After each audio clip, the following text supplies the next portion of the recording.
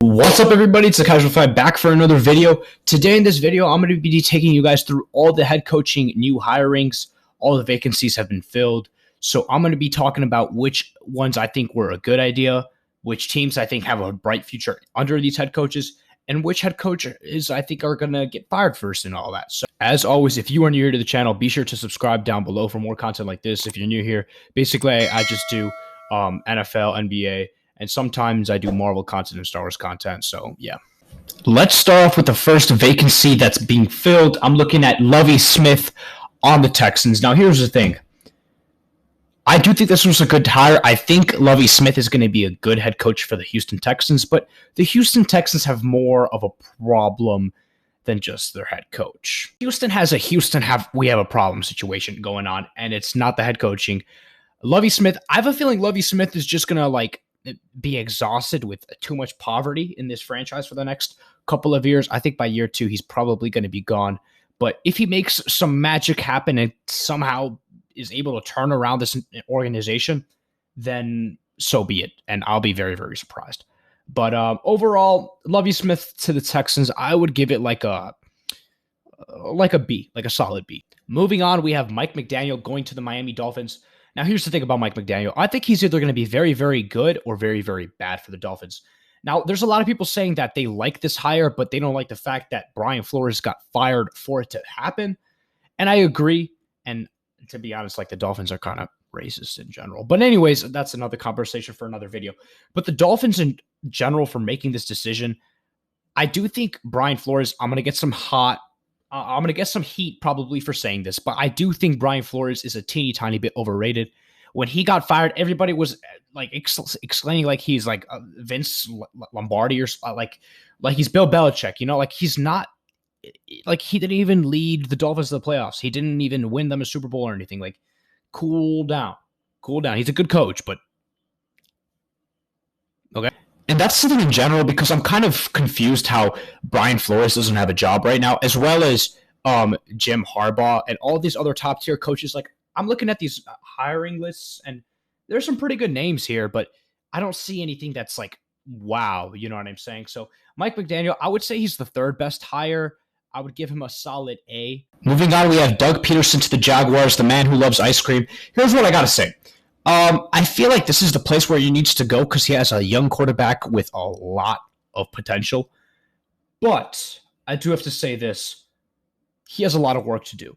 And I think he's the guy for this job, but we're going to see how it plays out.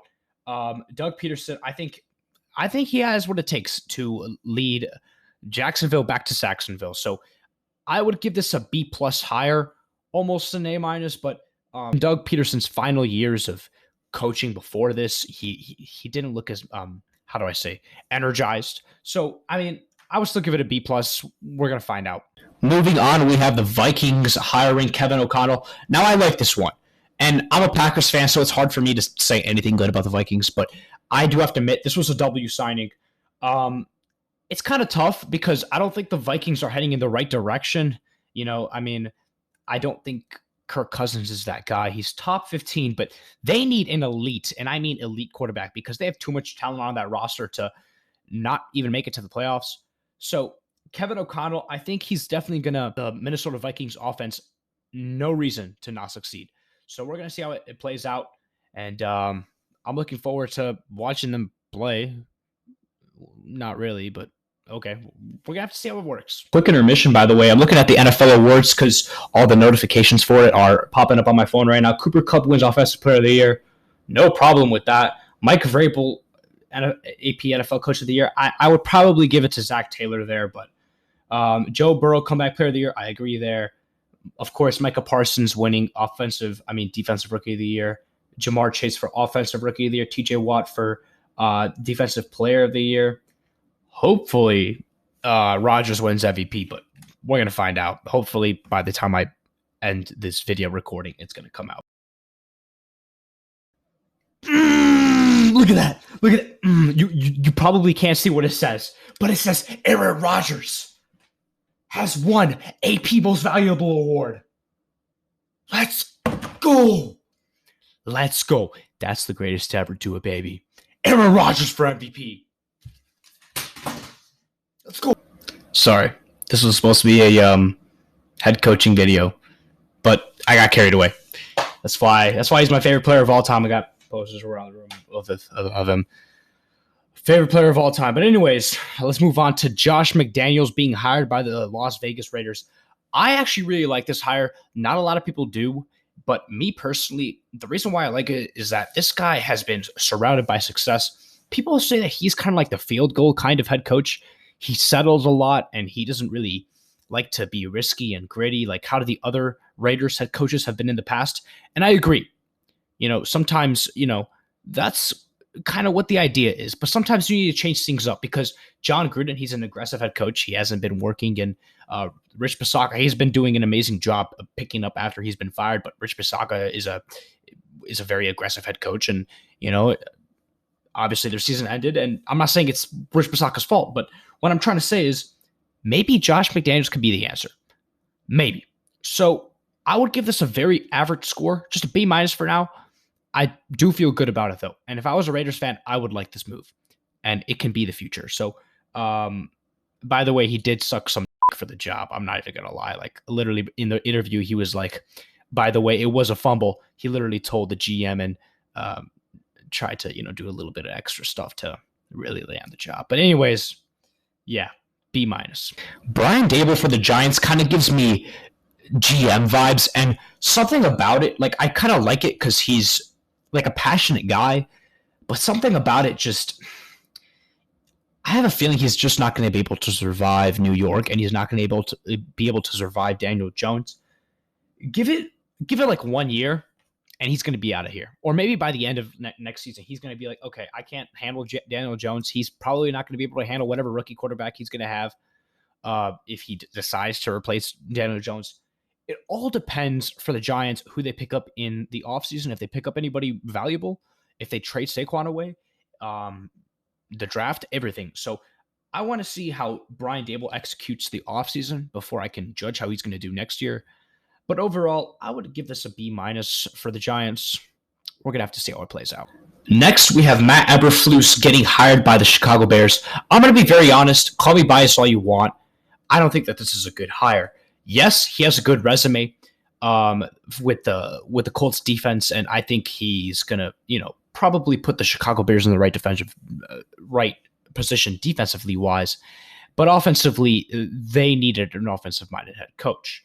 So in that case, I think they should have went for Jim Harbaugh. I think they should have went for Brian Flores, either a powerhouse defensive head coach, a powerhouse, or like an offensive mind or something like that. And it's unfortunate that they couldn't land someone probably like Nathaniel Hackett for the Broncos, and I'm going to talk about that in a bit.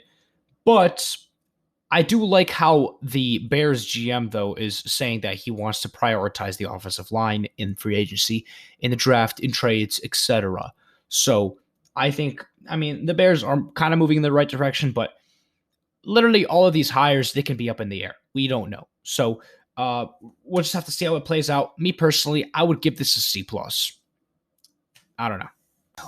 Then we're looking at Dennis Allen getting hired, or actually more of a promotion from the Saints. He was the defensive coordinator last year. This is my second favorite hire and vacancy fill-up.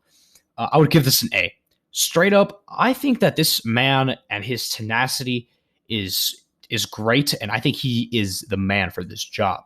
The one thing I would say, though, is that I don't know how successful necessarily he's going to be because he's going to have to clear up a lot of cap. There are below the cap by a lot. I believe it's like negative 60 mil or something like that. But they figured it out last year, so maybe they're going to pull off some magic and figure it out this year. But we're going to see how Dennis Allen is going to figure it out. I really like this hire a lot. And then finally, we have last but certainly not least, we have Nathaniel Hackett, my only A+ hire of this entire thing. I think it's perfect in many ways. Not only is he an amazing head coach, former offensive coordinator for the Green Bay Packers, and he's going to definitely provide an offensive perspective that the Broncos need, but this is a lure in for Aaron Rodgers. And as much as I hate to say this really, really increases their chances of landing Aaron Rodgers, okay? And hopefully it doesn't happen. As a Packers fan, I want him to stay here for the rest of his career, but I think Nathaniel Hackett is going to be great for the Broncos job. And if they do land, if they do end up landing Aaron Rodgers from this, I probably wouldn't be that much surprised. But I would also find my second favorite NFL football team. So yeah, those are my final thoughts on the overall head coaching hires. I thought all of them were at least, above decent. I don't think there's any bad hires necessarily on this list. I just think that some of them aren't going to last a lot, but who knows? Only time will tell with these.